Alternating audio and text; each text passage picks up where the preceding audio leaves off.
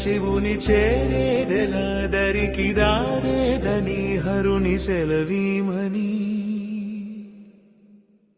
నీదే కదా తనువు నీవే కదా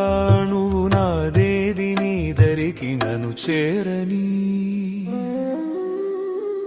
నా శ్వాస నీకు నా నీరాజనముగను నా స్వరము నీకు నా అభిషేకముగను ఈ తనువు నీకు నా నైవేద్యముగను నా కర్మలే నీకు పరిచర్యలుగను అక్షరములు నీకు అక్షతలుగాను పదమాలలను నీకు పూమాలికగను కరతాళ ధ్వనులివే మేళతాళాలుగను సేవించనా నిన్ను నీ భక్తునిగను